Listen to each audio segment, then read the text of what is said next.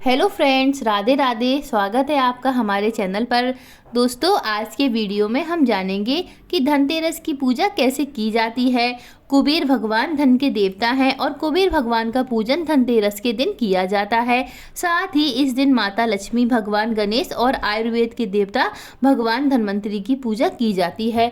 तो हमें आज के दिन पूजा कैसे करनी है, इसकी बहुत ही सरल और आसान विधि मैं आपके साथ शेयर करूंगी। तो चलिए दोस्तों, पूजा शुरू करते हैं। दोस्तों, ये जो पूजा होती है वो विशेष रूप से शाम के समय ही की जाती है और आज के दिन प्रमुख रूप से धन्वंतरी जी, कुबेर जी के साथ साथ माता लक्ष्मी की पूजा भी की जाती है। इन 5 दिनों में माता लक्ष्मी की पूजा का भी विशेष महत्व होता है और धनतेरस के दिन धन्वंतरी जी और कुबेर जी की पूजा का भी विशेष महत्व होता है। तो चलिए पूजा शुरू करते हैं।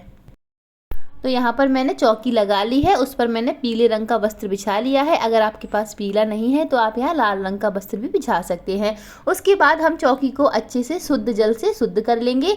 उसके बाद हम थोड़े से अक्षत डालकर भगवान कुबेर, धन्वंतरी जी, माता लक्ष्मी की जो फोटो है उसको हम यहाँ पर स्थापित करेंगे। तो फोटो में आप देख सकते हैं यंत्र वगैरह भी दिया हुआ है, नहीं तो एक धन्वंतरी जी की अलग से फोटो आती है कुबेर जी की, वो भी आप ले सकते हैं। अगर आपके पास फोटो नहीं है तो कोई बात नहीं, आप अलग से भी कुबेर जी और धन्वंतरी जी की स्थापना कर सकते हैं। उसके बाद सबसे पहले हम यहाँ पर स्वास्तिक बना लेंगे। तो आप चावलों की मदद से यहाँ पर स्वास्तिक बना लें। तो आप देख सकते हैं यहाँ पर मैंने स्वास्तिक बना लिया है। तो अगर आप यहाँ पर स्वास्तिक नहीं बनाना चाहते हैं तो आप चावलों के ऊपर भी दीपक रख सकते हैं, पर यहाँ पर मैंने स्वास्तिक बना लिया है और उसके ऊपर मैंने यहाँ पर दीपक रख दिया है। दोस्तों, ये जो दीपक होता है वैसे तो आप घी में भी जला सकते हैं, नहीं तो आप ये दीपक सरसों के तेल में भी जला सकते हैं, क्योंकि दिवाली की पूजा में सरसों के तेल का बहुत ज़्यादा महत्व होता है। पर मैंने ये दीपक जो है घी में जलाया है। और उसके बाद हम चावलों के आसन पर भगवान गणेश, माता लक्ष्मी और माता सरस्वती को यहाँ पर विराजमान करेंगे। दोस्तों, अगर आपके पास यहाँ पर माता सरस्वती की फोटो नहीं है तो आप सुपारी के रूप में भी उनका आवाहन कर सकते हैं। तो यहाँ पर मैंने भगवान गणेश और माता सरस्वती की मूर्ति को यहाँ पर स्थापित कर लिया है और माता लक्ष्मी की पूजा यहाँ पर मैं फोटो में ही कर लूँगी। और यहाँ पर अगर आपके पास भगवान धन्वंतरी और कुबेर जी की फ़ोटो या मूर्ति में से कुछ भी नहीं है तो आप सुपारी में उनका आवाहन कर सकते हैं। सुपारी या मिट्टी से आप उन्हें यहाँ पर बना सकते हैं, पर यहाँ पर मैं आपको सुपारी में दिखा रही हूँ।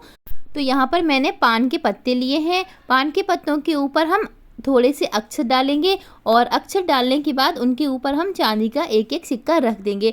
दोस्तों, अगर आपके पास चांदी का सिक्का नहीं है तो कोई बात नहीं, आप यहाँ पर 1, 2 या फिर 5 रुपये का अगर आपके पास कॉइन है तो आप उसको भी यहाँ पर रख सकते हैं और उसके ऊपर यहाँ पर हम सुपारी रख देंगे। तो आप यहाँ पर सुपारी की जगह मिट्टी में भी धन्वंतरी और कुबेर जी का आवाहन कर सकते हैं। इसके बाद यहाँ पर हम धूप दीप की स्थापना कर देंगे। धूप दीप से वातावरण हमारा शुद्ध हो जाता है। इसके बाद हम हाथों में थोड़े से चावल, फूल और जल लेंगे और इसके बाद हम सुपारी में ही कुबेर जी और धन्वंतरी जी का आवाहन करेंगे और भगवान से प्रार्थना करेंगे कि हे धन्वंतरी महाराज, हे कुबेर जी, आप हमारी पूजा में पधारें और हमारी पूजा को स्वीकार करें। और इसके बाद हम यहाँ पर लक्ष्मी माता, गणेश जी और सरस्वती माता को इस भाव स्वरूप स्नान कराएंगे। तो यहाँ पर मैं जल के छींटे देकर उनको स्नान करा देती हूँ। अगर आपके पास यहाँ पर तांबे की कोई प्रतिमा है तो आप उनको अच्छे से किसी बर्तन में रखकर स्नान यहाँ पर आप करा सकते हैं। तो यहाँ पर मेरे पास मूर्तियाँ थी तो मैंने उनको यहाँ पर भाव स्वरूप ही स्नान करा दिया है। इसके बाद हम सभी देवी देवताओं का यहाँ पर रोली से टीका करेंगे। तो सबसे पहले यहाँ पर हम टीका करेंगे भगवान गणेश का, क्योंकि भगवान गणेश सभी देवी देवताओं में प्रथम पूजनीय होते हैं। उसके बाद यहाँ पर हम सरस्वती माता का टीका करेंगे और उसके बाद जो कुबेर जी की फ़ोटो में जो भी सभी देवी देवता दिए गए हैं उनका भी यहाँ पर हम रोली से टीकाकरण कर देंगे। और हमने जो धन्वंतरी और कुबेर जी की स्थापना की है उनका भी यहाँ पर हम टीका कर देंगे। तो और उसके बाद हमने जो यहाँ पर दीपक की स्थापना करी उनका भी यहाँ पर हम टीकाकरण कर देंगे। तो यहाँ पर मैंने दीपक में भी अच्छे से रोली लगा दी है और उसके बाद हम भगवान गणेश और सभी जो देवी देवता हैं उनको यहाँ पर हम चंदन लगाएंगे। तो फोटो में आपको जितने भी देवी देवता दिए रहते हैं सबका यहाँ पर हमें पूजन करना होता है। तो यहाँ पर मैंने धन्वंतरी, कुबेर जी, माता लक्ष्मी, गणेश भगवान, सरस्वती माता और दीपक सभी का यहाँ पर मैंने जो है चंदन से टीकाकरण कर दिया है। उसके बाद हम माता लक्ष्मी और सरस्वती माता को हल्दी लगाएंगे, क्योंकि हल्दी जो है वो सौभाग्य का प्रतीक मानी जाती है। तो आप यहाँ पर हल्दी जरूर लगाएं। उसके बाद यहाँ पर हम सभी देवी देवताओं को अक्षत समर्पित करेंगे। जो भी आप पूजा पाठ करें, सबसे पहले आप भगवान गणेश को, जो भी चीज़ आप समर्पित कर रहे हैं, सबसे पहले भगवान गणेश को करें। उसके बाद यहाँ पर हम वस्त्र रूपी कलावा समर्पित करेंगे। और अगर आप यहाँ पर जनेऊ समर्पित करते हैं तो बहुत अच्छी बात है, पर यहाँ पर मैंने सभी देवी देवताओं को वस्त्र स्वरूपी कलावा समर्पित कर दिया है। और जो भी आप पूजा कर रहे हैं उसमें दीपक की भी पूजा आवश्यक रूप से करें। और उसके बाद यहाँ पर हम पुष्प चढ़ाएंगे। तो आपके पास जो भी पुष्प हो वो आप यहाँ पर चढ़ा सकते हैं, पर सरस्वती माता को यहाँ पर आप पीले रंग के पुष्प चढ़ाएं। इसके बाद यहाँ पर हम माता लक्ष्मी को लाल रंग के पुष्प समर्पित करेंगे। अगर आपके पास लाल रंग का पुष्प नहीं है तो कोई बात नहीं, जो पुष्प है आप वो यहाँ पर समर्पित कर सकते हैं, क्योंकि माता लक्ष्मी को लाल रंग अति प्रिय होता है। नहीं है तो कोई बात नहीं। और इसके बाद हम कुबेर जी को पीले रंग के पुष्प चढ़ाएंगे और धन्वंतरी जी को सफ़ेद रंग के पुष्प चढ़ाएंगे। और दोस्तों इसके बाद हम कुबेर जी के पास नींबू भी ज़रूर से रखेंगे। नींबू हमें कुबेर जी के पास ज़रूर से ही रखना चाहिए, क्योंकि ये नींबू हमारे परिवार को और हमारे घर की सारी बुरी नज़रों को दूर रखता है।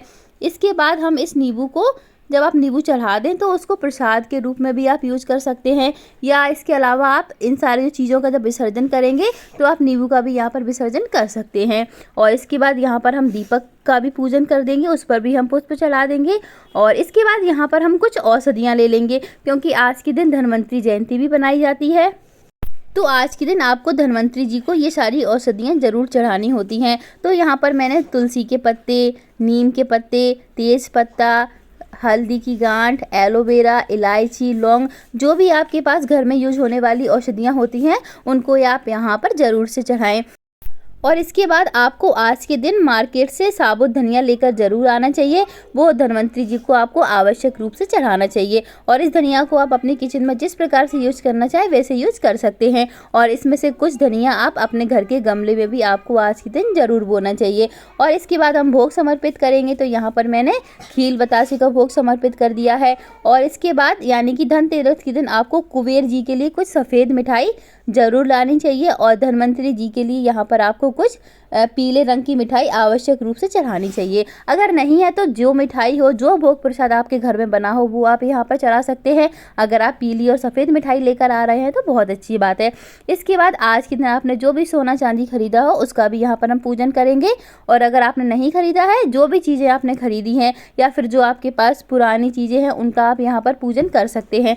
तो यहाँ पर मैंने एक चांदी का सिक्का, कान के बाले और एक अंगूठी ली है, उसका यहाँ पर हम पूजन करेंगे। इसके अलावा यहाँ पर मैंने इस तरीके का एक स्टील का बर्तन भी खरीदा है, तो उसका भी यहाँ पर हम पूजन करेंगे। लेकिन जब भी आप कोई भी स्टील का बर्तन या फिर कोई भी बर्तन घर में लेकर आएँ तो उस बर्तन को खाली लेकर ना आए, उसमें थोड़ी सी चावल या फिर गेहूँ डालकर आवश्यक रूप से लेकर आना चाहिए, क्योंकि खाली बर्तन घर में लेकर नहीं आया जाता है। इसके बाद हमने जो भी आज के दिन जो भी सामान खरीदा है उसका यहाँ पर हम पूजन करेंगे। तो यहाँ पर मैंने चांदी का सिक्का और जो हमारे कान के हैं उनका यहाँ पर मैंने रोली और अक्षत डालकर उनका यहाँ पर पूजन कर दिया है। उनको हम पुष्प समर्पित कर देंगे।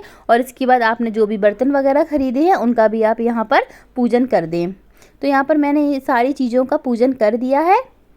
तो इसके बाद अब यहाँ पर हम दिए ले लेंगे। देखिए धनतेरस को रात के समय बड़ा दिया जलाया जाता है, तो आप यहाँ पर बड़ा दिया भी जला सकते हैं। तो यहाँ पर मैंने एक बड़ा दिया लिया है और बाकी के 13 दिए यहाँ पर ले लिए हैं। और ये जो दिया होता है कहीं कहीं आज के दिन यम का दीपक भी जलाया जाता है, और कहीं कहीं ये जो यम का दीपक होता है वो चौदसी के दिन जलाया जाता है। तो आपके यहाँ जैसा किया जाता हो आप अपने घर की रिवाज और मान्यता के अनुसार वैसा कर सकते हैं।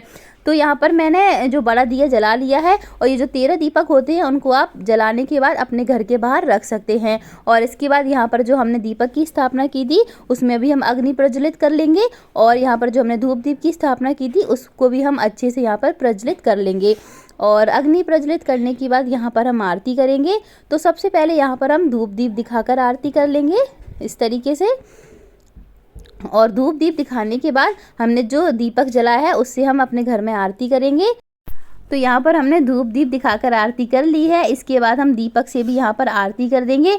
तो दोस्तों सबसे पहले आप जो भी देवी देवता की पूजा कर रहे हैं सबसे पहले आपको यहाँ पर गणेश जी की आरती करनी होती है, उनका पूजन करना होता है, क्योंकि गणेश जी सभी देवी देवता में प्रथम पूजनीय माने जाते हैं।